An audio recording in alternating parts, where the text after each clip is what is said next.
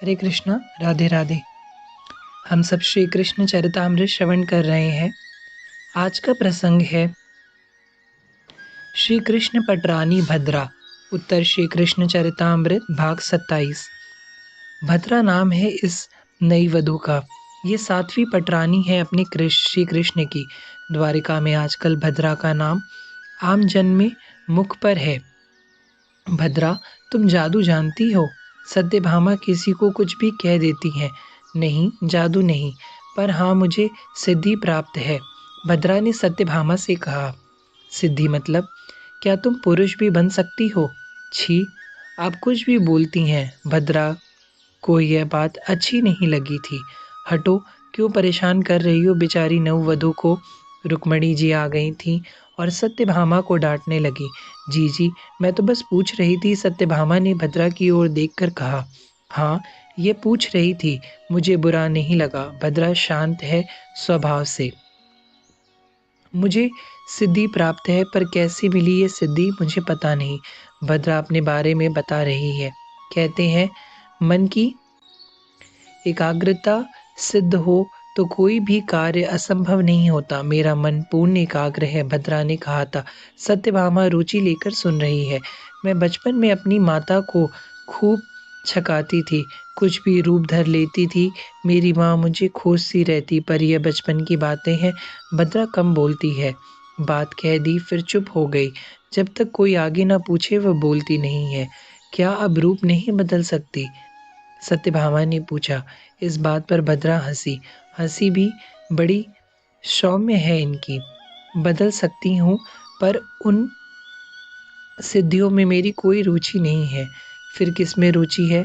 सत्यभामा को कुछ भी कहना है। द्वारकाधीश के चरणों में मेरी रुचि है। अब मुझे मिल गए वो चरण जिसमें समस्त सिद्धियां वास करती हैं। भद्रा ने यह बात ऐसी कह दी थी कि अब सत्यभामा को चुप होना ही पड़ा।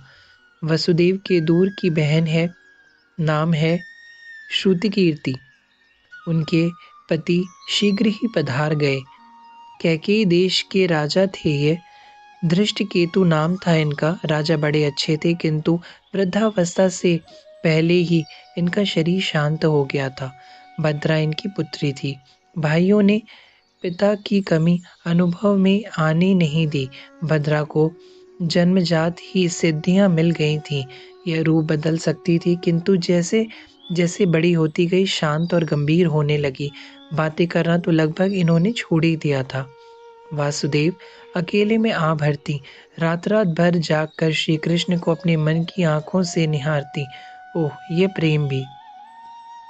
और फिर प्रियतम के मादक स्वप्न, सब कुछ भूल जाती थी भद्रा। ऐसी अद्भुत सिद्धि संपन्न कन्या तो जिसे हृदय से चाहेगी उसे ही वरण करेगी। वरण तो इसने कर लिया था वासुदेव को। अब बस परिवार में कहने की देरी थी, तो आज कह भी दिया। बहन भद्रा, कहो तो तुम्हारे लिए स्वयंवर रख दें, या बताओ तुम्हें कोई प्रिय है?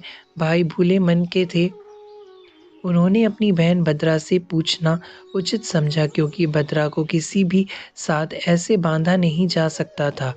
यह अद्भुत सिद्धि संपन्न जो थी, रूप बदलकर भाग गई थी। माँ, मैं द्वारकाधीश को चाहती हूँ। अपनी माँ श्रुतिकीर्ति की ओर देखकर बोली नहीं भद्रा।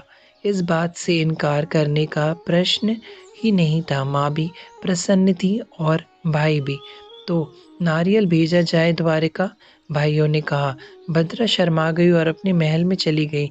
नारियल भेजा गया। वासुदेव जी मुस्कुराए और श्री कृष्ण को बुलाकर पूछा, तो श्री कृष्ण ने भी यही कहा। आप जैसा कहें। बस बारात गई थी कैकेयी देश, बाजे गाजे सब कुछ बजे थे और धूमधाम से कन्या लेकर श्री कृष्ण अपनी द्वारिका भी आ गए थे। तुम द्वारिकाधीश के सामने बिल्ली बन सकती हो, वह डर जाएंगे। सत्यभामा के इस सहज कथन पर भद्रा बहुत हंसी थी, बहुत। आपने मुझे बचपन की बात याद दिला दी थी। मैं अपनी माँ के सामने बिल्ली भी बनी हूँ और वह मुझे पूरे राजप्रसाद में खोजती फिरी थी। भद्रा अभी भी हंस रही है। तभी अंतपुर में द्वारकाधीश आ गए, पर भद्रा की हंसी रुक नहीं रही। क्या हुआ? द्वारकाधीश ने पूछा। सत्यभामा जी बहुत हँसाती हैं, भद्रा ने कहा। अब मेरे नाथ नई-नई वधुओं को लाते हैं और उन्हें प्रसन्न भी हमें रखना होगा ना, सत्यभामा ने कहा। तो रुक्मणी जी उसे चुप कराया थी। हरे कृष्णा, राधे राधे।